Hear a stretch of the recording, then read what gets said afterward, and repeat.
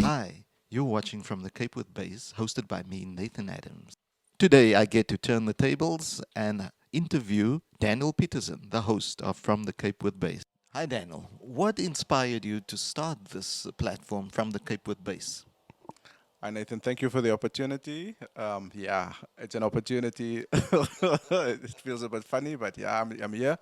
Thank you for availing your time for making time for me and the show. Um, in actual fact, I think it goes back like many months ago, where my son, my eldest son Tyler, actually, like I would actually watch YouTube videos like and download videos and stuff. And Tyler always asked me like, why don't you have your own show? And I always told him, no, man, I don't feel that I'm the guy to do that. And up until I think earlier this year, I thought, no, man, I'm really I'm gonna start doing this. And then I got the equipment and I contacted a few friends and yeah, and the bass community in Cape Town is very vast. And I contacted a few guys and they were willing to participate in this. And yeah, I think that's basically it. The idea was planted in my subconscious mind by my son. So yeah, I've always had this thing in my mind, and I actually just acted upon it, and I started this thing. Why From the Cape with Bass and why Cape Town musicians in particular? Nathan, you see, when you go on YouTube, right, you find the likes of Victor Wooten, Marcus Miller, Abraham Laboriel, Jaco Pastorius, all of these guys, and they're not from South Africa. They're not from Cape Town. So what I did is like because I am from Cape Town, and there's a lot of musos that move to Johannesburg and to wherever in the world, and they from Cape Town. They play bass, and my thing is like I wanted to celebrate them because there's not a platform for them, and nobody's doing this thing in Cape Town where they only focus on bass players only. There's no platform that because they normally just interview the artists. Like if you, I'm not going to mention any names, but if you know of artists and they don't focus on the musicians or the back line because these guys aren't seen. And like I play bass, I love bass. Yeah, as you can see, obviously as you know. So my thing is like I thought, okay, I'm gonna do this. I'm gonna start this initiative where I just interview bass players and just try to tell their story to the world because there's a lot of stories in Cape Town. As you've seen, like we've had the likes of Mornay Brainers, the likes of Charlton van Wyk. There's Jonathan Coetzee, Wayne Groenmeyer. You know, all of these guys, they have a different story. Each one has a story, and people connect with that. And sometimes Wayne has probably got like a few followers, and they tune into the show because they like this guy. Then there's Jonathan's guys that like him, so they would tune in because they like him, and then they also listen to the other stories because each story is actually very inspirational. And the narrative behind this for me is like I want people to understand who are these guys, where do they come from, tell their stories because they can inspire younger musicians, you know, like myself, you know.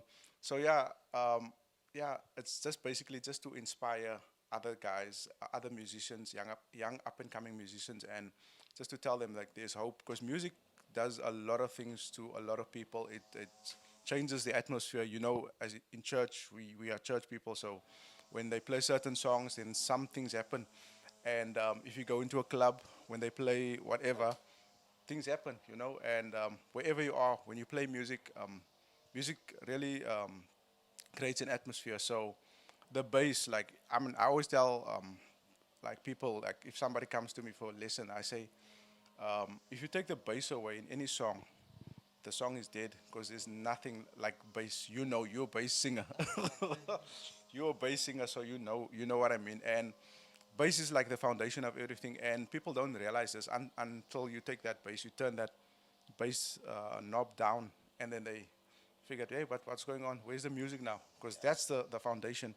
And I'm just here celebrating these guys, you know, that provide the bottom end for I'm not going to mention artist names, but yeah, whoever I get to interview, they have their story to tell. And this is just a great journey for me because I'm enjoying every bit of it, you know. All right, so you've interviewed the guys just starting out on their careers as bass players, and you've also interviewed some of the more seasoned professionals that have been touring all over the world. How do you decide who to interview and what to ask of them? Okay, as you probably seen, the questions is like 6 questions that I ask, and I thought about it for quite some time, and I thought, okay, I would like to know what your first musical experience is, like as the questions go.